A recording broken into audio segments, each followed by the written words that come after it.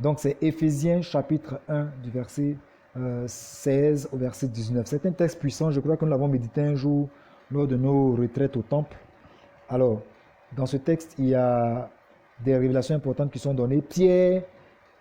Paul, qui avait l'habitude de prier, il dit « Je ne cesse de rendre grâce à Dieu, de rendre grâce pour vous, en faisant mention de vous dans mes prières, afin que le Dieu de notre Seigneur Jésus-Christ, le Père de gloire, vous donne un esprit de sagesse et de révélation dans sa connaissance et qu'il illumine les yeux de votre cœur. » Donc, il priait pour que un esprit de sagesse et de révélation dans la connaissance soit donné, d'accord? Un esprit de sagesse et de révélation, et que les yeux des cœurs des Éphésiens soient illuminés. Amen. Donc, il demandait 3 choses. Paul faisait 3 choses, il priait pour 3 choses, pour que 3 choses leur soient accordées. Un esprit de sagesse et de révélation. Et ensuite, en 3e, que les yeux soient illuminés. Que les yeux, il dit qu'il illumine les yeux de votre cœur. Amen. Quand vous regardez aussi la suite, il dit, afin que vous sachiez quelle est l'espérance qui s'attache à son appel, quelle est la richesse de la gloire, de son héritage, et quelle est l'infinie grandeur de sa puissance. Donc, 3 autres choses aussi, n'est-ce pas, qui devraient se manifester dans notre vie. Amen. Hier, nous avons lu un texte important. En fait, c'est ce même texte-là que je veux essayer de tailler un peu, d'appuyer. Voilà, parce qu'il y a un verset, un texte biblique qui va en harmonie encore avec ce texte, et ce texte est vraiment rempli de sens. On avait lu Ésaïe chapitre 60, verset 1. Ésaïe 60, verset 1, qui nous a dit « Lève-toi, sois éclairé, car ta lumière arrive, et la gloire de l'Éternel se lève sur toi. » Voilà, donc la gloire de l'Éternel qui apparaît sur nous. Amen.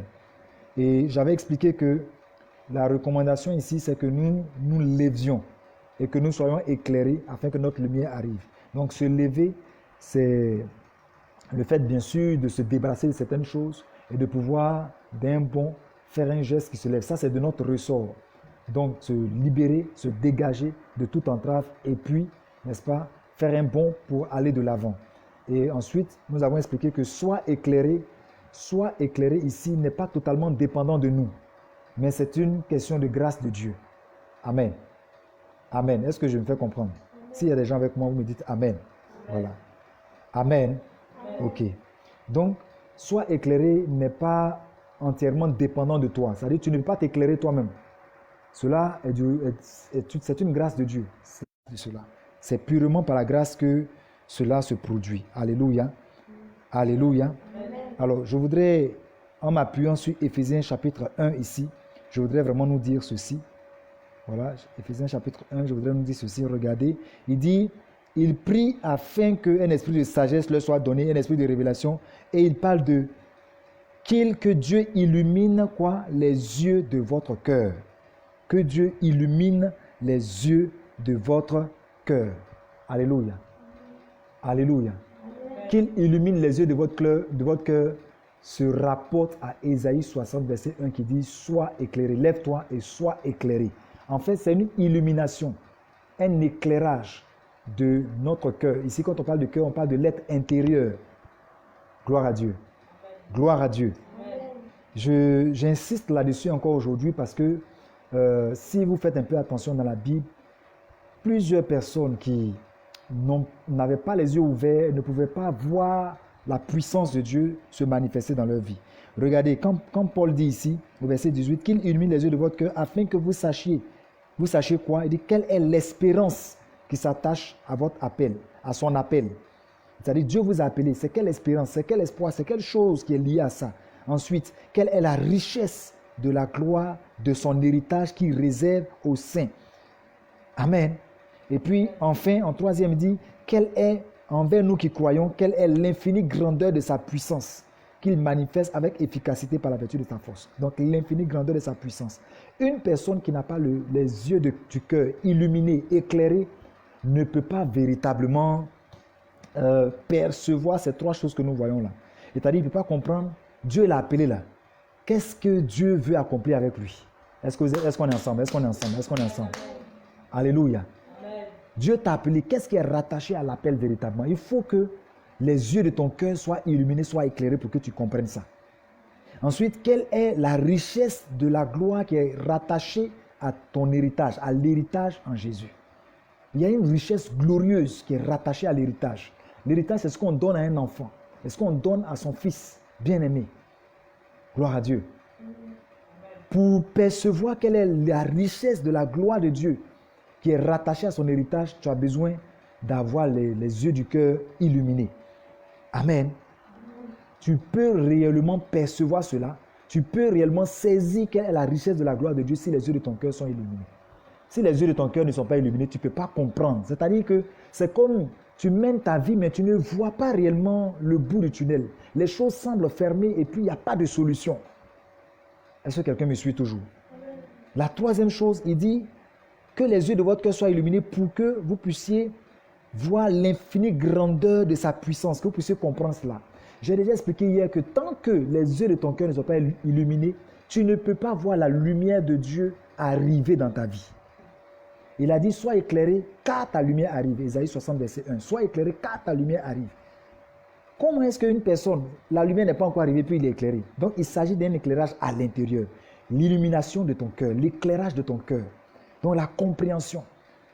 C'est comme tu étais dans le flou, et puis ton esprit s'ouvre, et tu commences à comprendre des vérités.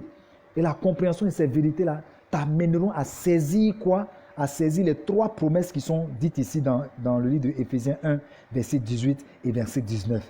L'espérance de l'appel, la richesse de la gloire de son héritage et l'infinie grandeur de sa puissance.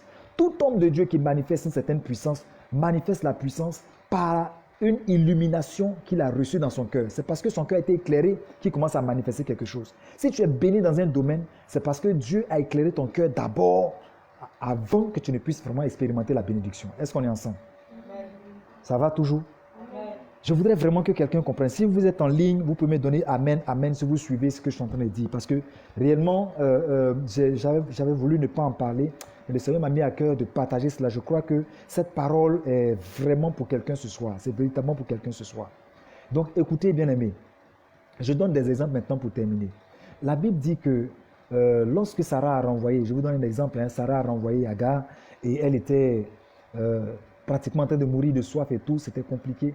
Et quand l'ange d'Éternel lui a apparu, l'ange d'Éternel a fait grâce, ses yeux se sont ouverts, elle a vu de l'eau quelque part et elle a pu aller boire de cette eau. Amen. La Bible parle aussi de Samson. Par exemple, dans le cas de Samson, vous remarquerez qu'un jour, 1000 soldats sont venus l'attaquer, ils l'ont attaché. Et la Bible dit que tout autour, il a regardé et ses yeux ont pu percevoir une mâchoire d'âne. C'est avec la mâchoire d'âne là qu'il a pu vaincre, il a pu tuer les 1000 personnes. Je nous assure, tant que ton être intérieur n'est pas illuminé, tu ne peux pas voir la solution à la situation que tu traverses. Il y a un défi, il y a un challenge qui est là. Mais pour que tu puisses recevoir la révélation réelle, je veux dire, pour que tu puisses avoir la solution réelle, il faut que les yeux de ton cœur soient ouverts, soient illuminés, soient éclairés. Elles sont ensemble. C'est lorsque les écailles sont tombées des yeux de Paul qu'il a réussi à expliquer la parole, la véritable parole de Dieu aux gens. Sinon, avant, là, il combattait l'évangile. Mais quand les écailles sont tombées de ses yeux, lui-même a commencé à prêcher l'évangile. Quelle était la différence? C'était que les yeux de son cœur n'étaient pas encore éclairés. Et lui, c'est ce même Paul qui est en train de nous dire ici dans Éphésiens 1 qu'il prie, il dit, je ne cesse de rendre grâce à Dieu. Souvent, des hommes de Dieu peuvent prier pour que non, tu aies l'argent, tu aies ceci. Il y a plus que l'argent. Il y a plus que mariage. Il y a plus que toutes ces choses-là. La plus grande richesse que tu auras, c'est quand tu seras éclairé à l'intérieur de toi. Amen. Parce que si tu es éclairé à l'intérieur de toi, toutes ces autres choses-là te seront communiquées au nom de Jésus. Gloire à Dieu. Que Dieu nous bénisse. Que Dieu éclaire ton être intérieur. Qu'il ouvre, comme il a dit ici, qu'il illumine les yeux de ton cœur. Ma prière ce soir, qu'un esprit de sagesse te soit accordé au nom de Jésus. Qu'un esprit de révélation dans la connaissance de Dieu te soit accordé au nom de Jésus. Ma prière est que Dieu illumine les yeux de ton cœur. Nous allons le déclarer ensemble là où vous êtes. Vous pouvez même le taper en commentaire si vous voulez. Que Dieu te bénisse. Dieu bénisse toutes ces personnes qui réagissent. Dieu bénisse notre sœur Roxy. Dieu bénisse le frère Jean-Joël. Dieu bénisse notre sœur Maman Guéhi. Toutes ces personnes qui réagissent. Que Dieu vous bénisse au nom de Jésus-Christ de Nazareth. Ma prière est que réellement, ces choses qui ont été dites ici par Pierre, que ces choses s'accomplissent dans votre vie. Un esprit de sagesse est ton partage au nom de Jésus. Un esprit de révélation est ton partage au nom de Jésus. Un esprit, il dit, du moins ici, il dit, l'illumination des yeux de ton cœur. L'illumination des yeux de ton cœur est ton partage au nom de Jésus-Christ de Nazareth. Nous allons prier, nous allons déclarer ensemble. Si tu es prêt, si tu es d'accord avec moi, déclare avec moi, Seigneur, donne-moi un esprit de sagesse, un esprit de révélation et l'illumination, l'éclairage des yeux de mon cœur. Au nom de Jésus-Christ. Quelqu'un fait cette prière avec moi. Au nom de Jésus. Prie avec moi au nom de Jésus. Seigneur, donne-moi un esprit de sagesse. Donne-moi un esprit de révélation dans ta connaissance. Dans le nom de Jésus-Christ. Seigneur, illumine les yeux de mon cœur. Illumine les yeux de mon cœur. Je sais que c'est de cela dont j'ai besoin. J'ai besoin de sagesse. J'ai besoin de révélation dans ta connaissance. J'ai besoin que les yeux de mon cœur soient éclairés, soient illuminés. Seigneur, fais-le maintenant. Pendant cette période où je me trouve dans la caverne, en train de méditer, de chercher ta face. Seigneur, que la sagesse arrive à moi. Que la révélation arrive à moi. Que l'éclairage des yeux de mon cœur se produise dans ma vie. Afin que je comprenne l'espérance de mon appel, la richesse de la gloire de ton héritage, l'infinie grandeur de ta puissance, au nom de Jésus-Christ. Alléluia. Amen, amen. Tu reçois un esprit de sagesse au nom de Jésus. Tu reçois un esprit de révélation au nom de Jésus. Et tu reçois l'illumination des yeux de ton cœur au nom de Jésus-Christ. J'ai même encore un dernier exemple qui me vient à l'esprit. Regardez, la Bible dit que Élisée était c'est dans le texte de 2 Rois chapitre 6. Donc 2 Rois chapitre 6, vous pouvez lire cela après. 2 Rois chapitre 6, ils étaient dans la grotte, dans une grotte. En fait, c'était là où résidait Élisée. Donc ils étaient dans cette maison-là. Et puis, il y avait toute une armée tout autour. D'accord? Toute une armée qui les avait entourés et qui venait pour les saisir, pour leur faire du mal. Donc pour les envoyer en captivité.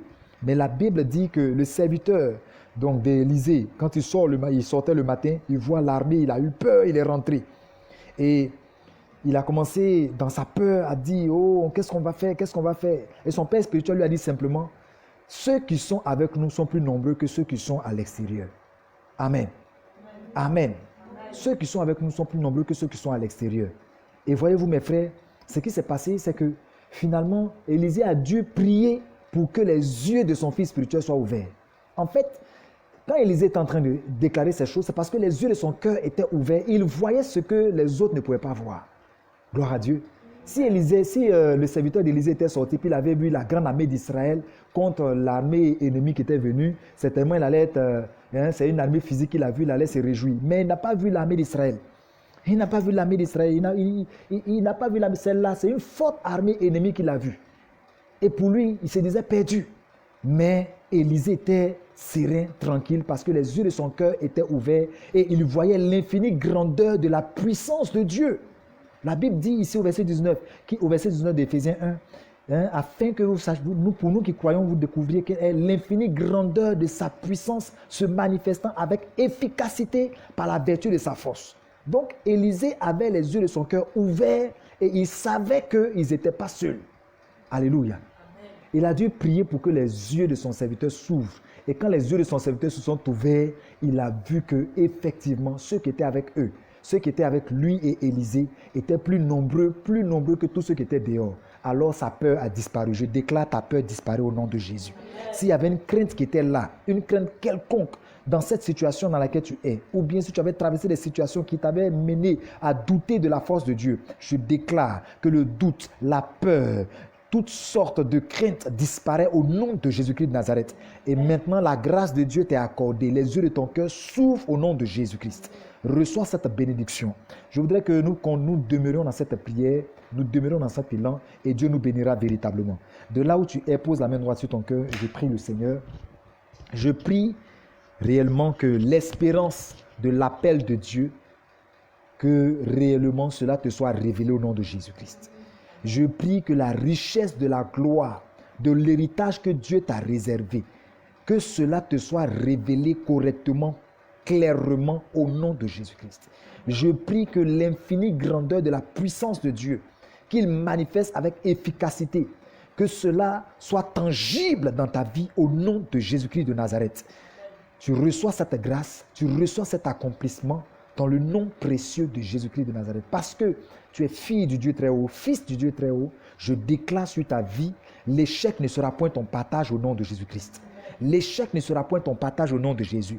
Tu es dans une situation qui semble te dépasser. Mais maintenant, par ta connexion avec ce temps de prière, je déclare que la révélation t'est donnée pour sortir de là au nom de Jésus-Christ. Tu es face à un défi qui te semble trop grand. L'Éternel te donne la révélation suffisante pour sortir de là au nom de Jésus-Christ de Nazareth. L'Éternel te donne la révélation suffisante pour sortir de là au nom de Jésus-Christ. David avait la révélation suffisante. Il a utilisé une seule pierre et Goliath est tombé. Alléluia. Je déclare que Dieu te donne la révélation suffisante parce que les yeux de ton cœur sont ouverts maintenant. Je prophétise que les yeux de ton cœur s'ouvrent maintenant. Si les portes du travail étaient fermées, l'Éternel ouvre les yeux de ton cœur et tu vois là où il te faut déposer les dossiers pour avoir du travail au nom de Jésus-Christ. Je le déclare sur ta vie au nom de Jésus. Si les portes du mariage étaient fermées, je déclare sur ta vie, les yeux de ton cœur s'ouvrent afin que tu sois connecté à la richesse de la gloire de Dieu et tu entres dans le mariage au nom de Jésus. Si les portes financières semblaient fermées, je déclare que les yeux de ton cœur s'ouvrent et les opportunités de croissance financière, matérielle te sont accordées au nom de Jésus-Christ de Nazareth. Je déclare aussi cette bénédiction sur la vie de toute l'Église dans le nom précieux de Jésus-Christ de Nazareth.